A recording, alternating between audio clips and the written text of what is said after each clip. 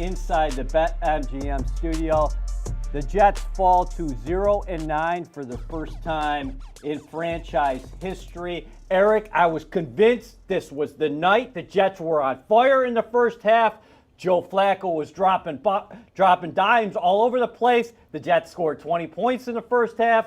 They had a lead, 27-17, late in the third quarter, entering the fourth quarter. But the New England Patriots scored the final 13 points of this game.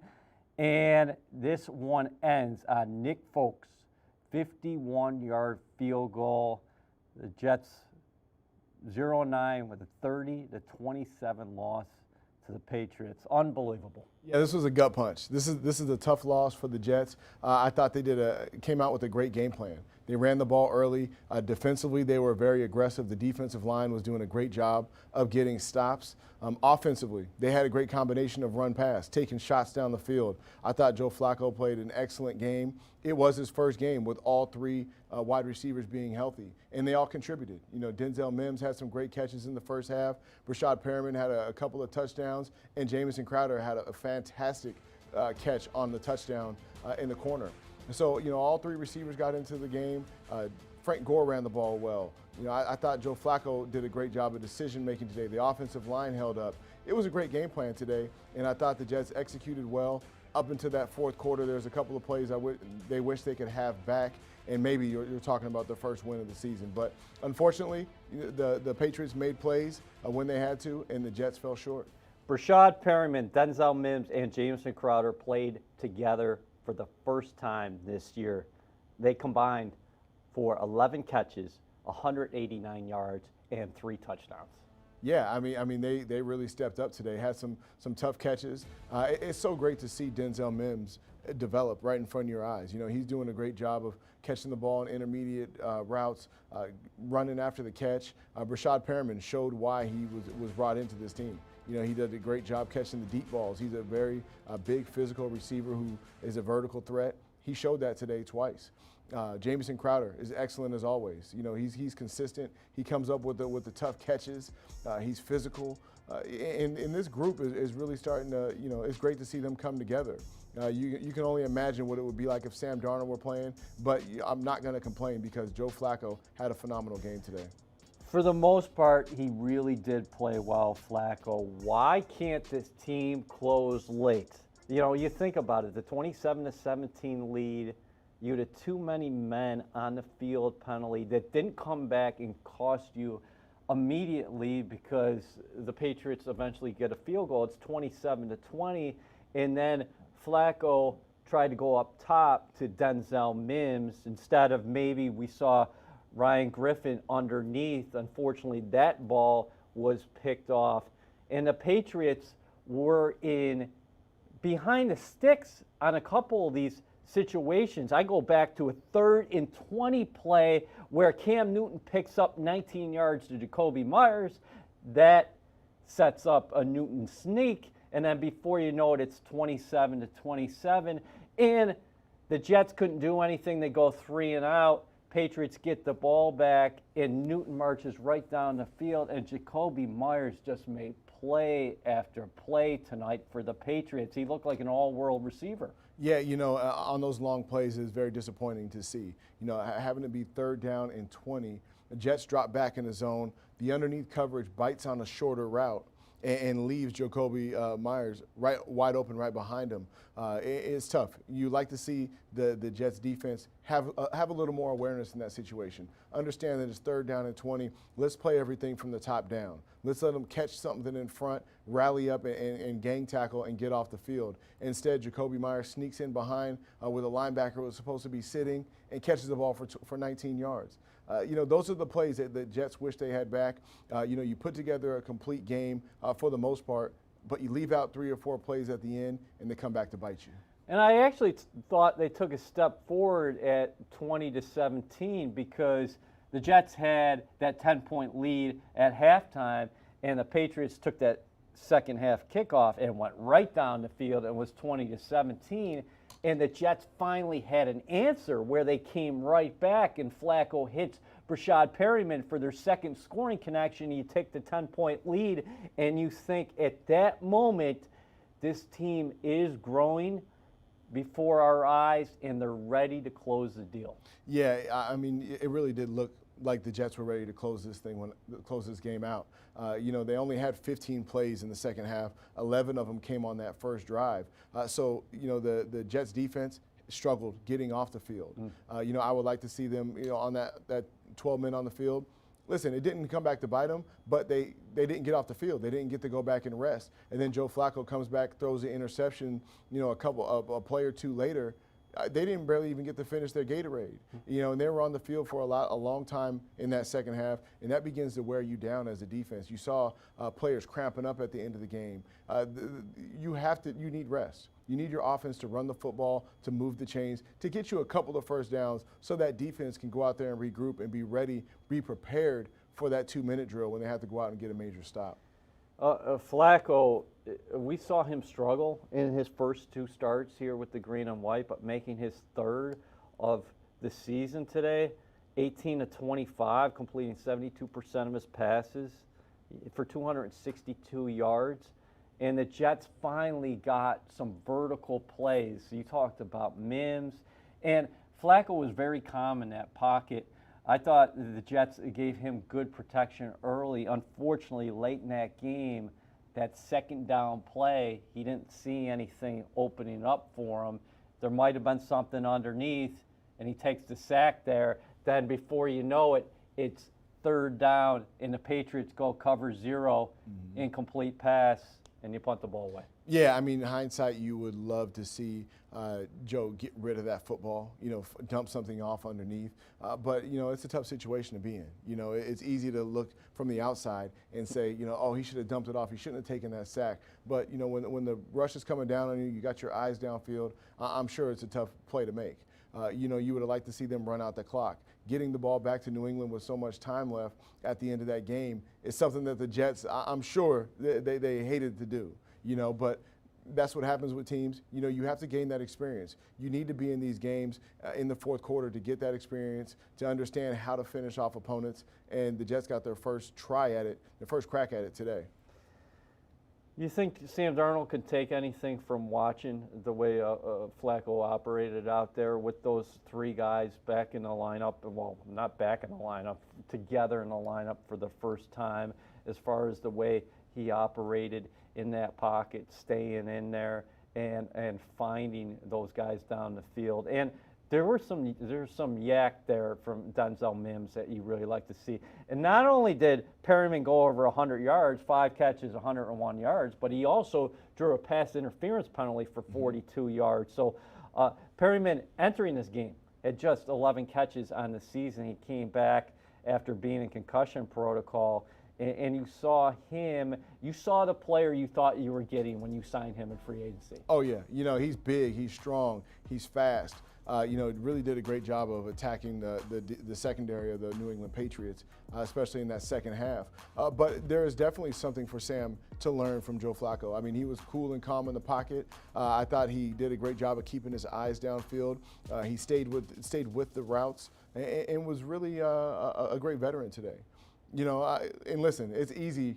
It's a lot easier throwing the ball down the field, playing that quarterback position when you have the 3 guys who you signed up to be at the wide receiver position in the lineup. Guys who are vertical threats, guys who can beat you intermediate. They have the skill set to be those starters. For Sam, I'm sure he was chomping at the bit. I'm sure he was frustrated that he wasn't in the game. But at the same time, Joe did a great job of stepping up. Well, let me ask you about 3 players defensively. Harvey Longy gets the start at the inside linebacker position after the Jets trade Avery Williamson last week to the Pittsburgh Steelers. He was next to Neville Hewitt, of course. Very active today. Bless Austin. I know the Jets continue to struggle with coverage at times, but Austin's physicality, I think, is a plus in the defensive backfield. And then Ashton Davis, I wanted to ask you, a former safety, specifically how Greg Williams used his safeties today, because it felt like Ashton Davis was living in the box, and they used him a lot as a blitzer. Yeah, they definitely involved the 2 safeties, both Marcus May and Ashton Davis, in the run game today. Their plan was to make Cam Newton beat you throwing the football, which I thought was a great game plan. Ashton Davis was very physical. He was flying around the field. He made some plays in the passing game. He was physical when he came up and made tackles. Bless Austin, a guy who does well in the cover 2 scheme. He's a very physical corner who can come up and run support. I thought he played one heck of a game. And Lange was all over the field. He and Neville Hewitt seemed like they were involved in every single tackle today. So that was great to see the defense fly around, getting contributions from all 11 players on that defense was a great sign. Myers was targeted 14 times. He had 12 receptions for the 169 yards. You're going to be facing more prolific, more explosive players than Jakobi Myers down the stretch. What does the secondary have to do to change it up so that this doesn't happen again? Because in 2 weeks, you're facing Keenan Allen. Well, when you're playing a lot of zone defense, you can't put the blame squarely on the secondary. A lot of those times, Jakobi Myers just did a great job of finding holes in the zone. They played a lot of cover 2 today. He was connecting with Cam Newton on those dig routes right behind where the linebackers are supposed to be. So, some of those blame is on the linebackers. I thought a lot of the times when the Jets played man-to-man, they held up. They held their own. They were aggressive. They were jumping routes. They were being very competitive. And that was great to see because in the past, you've seen the different cornerbacks give a lot of cushion, playing afraid to be beat deep. They were very aggressive today, and I thought they had a great game plan. So I think it's just awareness when you're playing the zones, where the key players are, where your weakness, and just play it from the top down, especially when you get down in a 3rd down and long situation. All right, let's go to MetLife Stadium right now. Adam Gase is at the virtual podium. Adam, what did you see from your players tonight, though? I mean, they took it all the way down to the wire, couldn't come up with the win, unfortunately, but what did you see out of your team tonight? I mean, these guys keep coming back to work. They keep trying to find ways to get better, keep trying to execute what's being asked of them.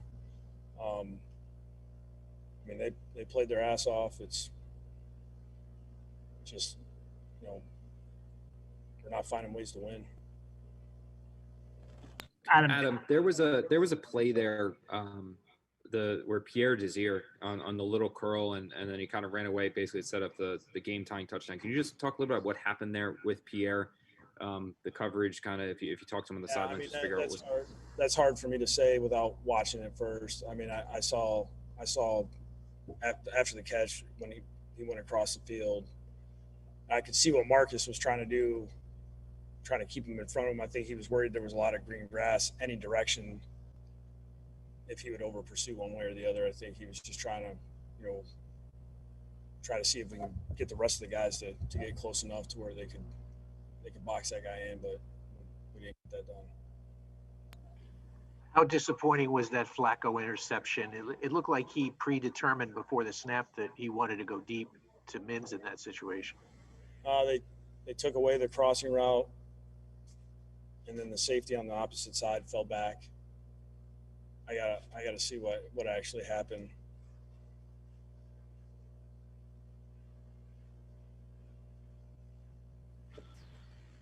What did you think overall, Adam, of how Joe played? I mean, there was a lot of good stuff. I mean, he made a lot of really nice throws. I thought he, through the majority of the game, he did exactly what we needed him to do. It's tough when if you might have one or two errors and you don't feel good about it, but I mean, I feel like he played pretty good for the most part. I mean, he had a drop touchdown pass on that first series and then had some really good throws. You are watching Jets Overtime presented Adam, by what did Duncan, Eric Allen, and Eric Coleman, of course, inside the BetMGM studio. One of the highlights for the Jets today was the play of Brashad Perriman. He got the Jets on the board with their first touchdown here. We're up at the Telestrator. Take us through this play from Flacco's point of view and also the receivers. All right, well, we'll start off. We're going to be talking about Brashad Perriman over here, and he's man-to-man. Brashad is man-to-man over here. And Flacco is looking out and saying, I have a one high safety. I have a single high safety, so now I have man-to-man coverage on the outside. I know we have an opportunity. So I'm going to go ahead and let this play roll. Now, Perriman does a great job on the line. The cornerback is playing press on him. He does a great job foot faking, getting separation, and now he's running right down the top of the numbers where the wide receivers would love to be because it gives the quarterback so much room. Now, if you watch the middle field safety, he's supposed to have the deep post, and McCourty right here is getting a little curious. He jumped a route earlier in the game, and he had an opportunity to get an interception. He dropped it. So now he said, I'm going to jump this short route He's because cheating. it's open. He wants that interception. He's cheating. He's trying to make a big play. But Flacco sees that he jumps that route, and no one's in the post. So what does he do? He takes the top off it. Rashad Perriman does a great job of creating separation, makes the catch. Great throw, great catch, great recognition by Flacco. And look at the pocket. Look at the protection. No one is around Flacco. The offensive line does such a great job of protecting him, gives him an opportunity to have eyes down the field and see the coverage and throw a strike. All right, let's go back to the top because I want you to talk about Perriman, what he's doing with his feet here. You talked about it briefly there because then there's a stutter. Okay, it's the stutter go after he gets off the line. J.C. Jackson does not get his hands on him, but what is he doing with his feet here to create that room? And then what does the stutter do to the defensive back? So the defensive back is up here playing press coverage. Now, when you're in press coverage, you're up there for a reason. You want to put your hands on the wide receiver. You want to make him run outside of your perimeter. This is what Darrelle Revis was so great at. He was patient at the line of scrimmage. He forced receivers outside their track and took time off the clock and allowed him to get in great position. Now, Rashad Perriman knows this guy's up here playing press. There's two different ways you can do it. You can power through and run right through the cornerback, or you can foot fake him to help get him off his line and end up running right where listen, Rashad Perriman foot fakes and runs right where this cornerback is. I'll show it to you right here. He foot fakes, and look at him. He's right on the same line that he lined up at, right where he wanted to be. The cornerback had a lack of discipline. He beat him like this on another play down the field. And just a great job on the release. And Darrelle Revis, right there, the stutter though, right there. Yeah, gave him the stutter, slowed down his feet. Excellent play. Now next, we have another play. We have Crowder. So, you're jumping the gun. Oh, Here. We're gonna get to Crowder. I'm getting excited We're over gonna here. get to Crowder later. But you mentioned Darrelle Revis. What made him so effective were so many different things. But when he was at the line in a press situation, best I've ever seen. His hands, unbelievable. He could take receivers out of the play right there. Yeah, and I saw that as a rookie playing with Darrelle Revis. You know, his first snaps, he's going against all pro wide receivers. He's lined up right in front of them. He's patient. They're foot faking. He's just staying there. He knows that this receiver has to deal with him, and he does a great job of having patience. He's focused on the right keys, and he's getting his hands on the wide receivers.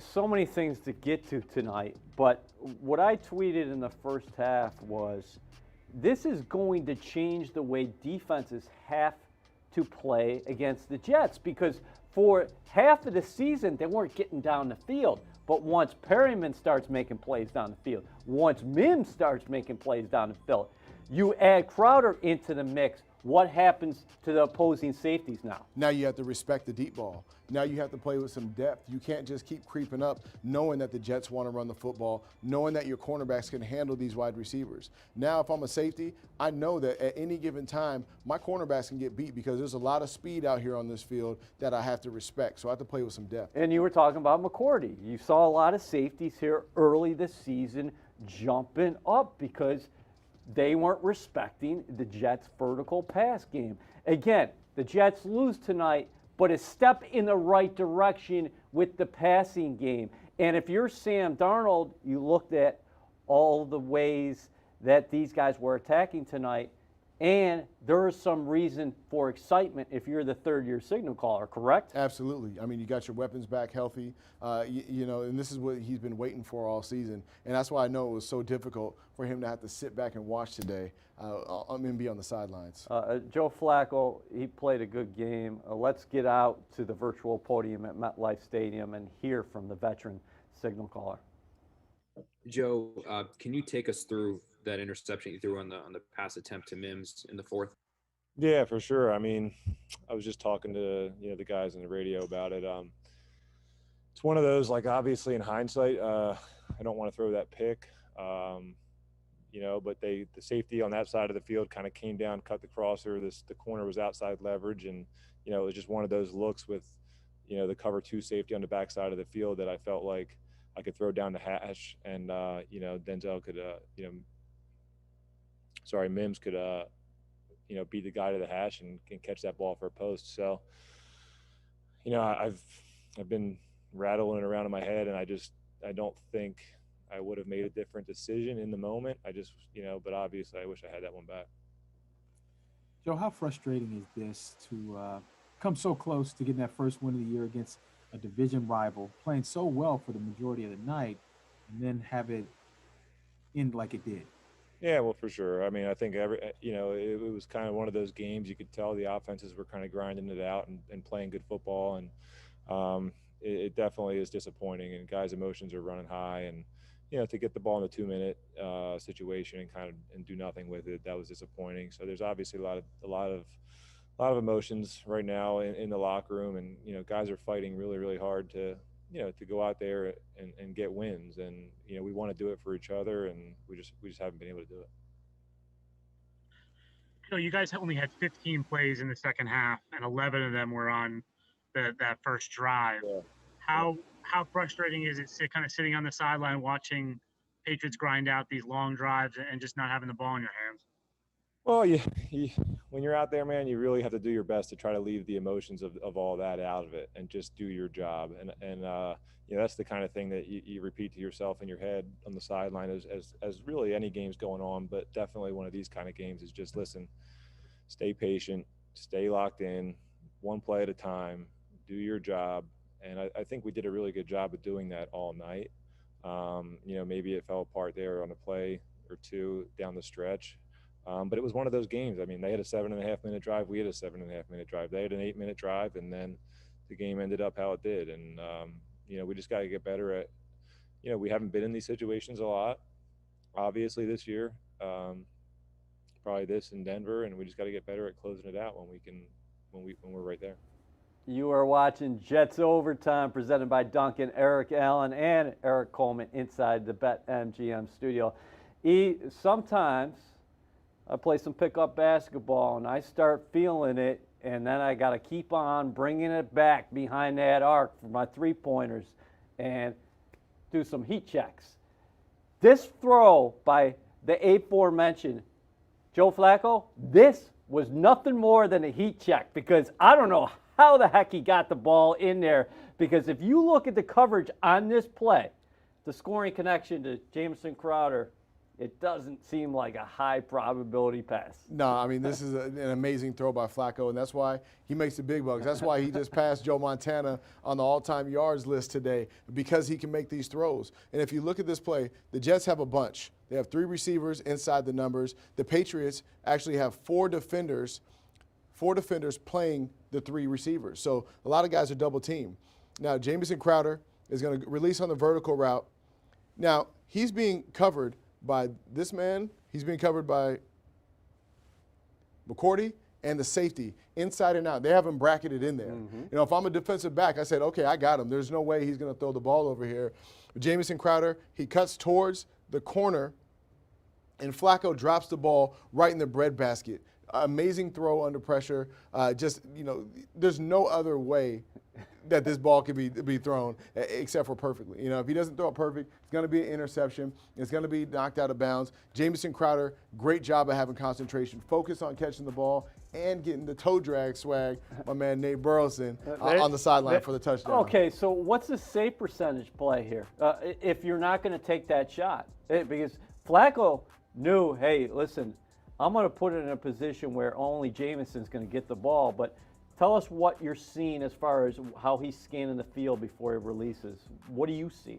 Well, what I see is I think that Jamison is his first option. Okay.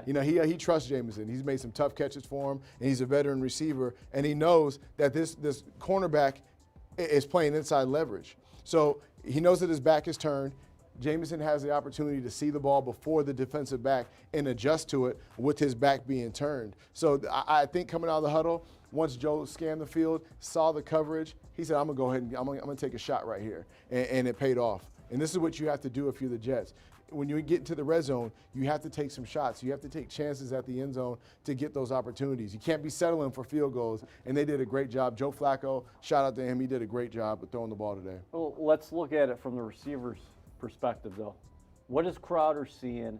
And also, what do you have to do there when you do have the cornerback and you got the safety on the inside, because you don't want anybody taking that outside and getting the pick?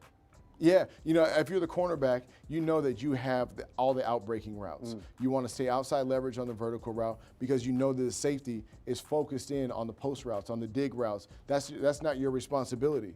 And the corner, he plays this, to his defense, he plays this about as well as you can. I mean, he cuts outside. He's starting inside the leverage. Right. Once Crowder gets vertical, he starts to slice underneath this route, where exactly how you're taught to do it. Okay. Supposed to slice underneath the route because this safety is inside and you haven't bracketed. And if you're the wide receiver, you're running your route. You're just running for daylight. You understand that you're bracketed and the ball might come to you. And he looked. I'm sure he was surprised to see the ball was actually on the way. Great focus and great concentration as he makes this catch. And is this a case of sometimes a great play just can't be defended? Because where Flacco put that ball and how Crowder caught that, got his feet down, didn't bobble the ball at all. I mean, if you're the defense, what are you thinking? Yeah, I mean, if I'm the secondary coach, Yeah. I'm just chalking this up to those guys get paid too. Yeah. These guys get paid to make the big plays, and there's no coaching point that I could tell to my defensive back. Maybe read his hands and try to fight through. But it was just such a great throw, such a great catch on the sidelines. I mean, I didn't think it was complete when the ball was thrown. When it was caught on the sideline, just a great play. You have to chalk that up as a loss. The Jets played 10 rookies in all Monday night against the Patriots, and one of those rookies who got his first NFL playing experience was Bryce Hall. Our own Olivia Landis caught up with him after the game. Team reporter Olivia Landis here with rookie cornerback Bryce Hall. Bryce, it's official. You were able to make your NFL debut Monday night in prime time. Tell me about how some of the feelings you had entering today's game. Yeah, well, it's been like a little over a year since the last time I played, so I was super excited. I could barely sleep last night, but it was nice to really get out here, get my feet wet, and make some contact. It's been a minute, and it's just a huge blessing to be able to get back out here. From the injury that I had, I'm super grateful, and I'm excited. I was able to get my feet wet, and now I'm ready to get going and just continue to grow and get better, and just attack the next challenge. Bryce, you sat out the first 8 games of your first professional season. Like you said, you were very excited to come out here and get your feet wet. What else went into some of the preparation that people didn't see, that went on behind doors in order for you to get healthy to be back for week 9?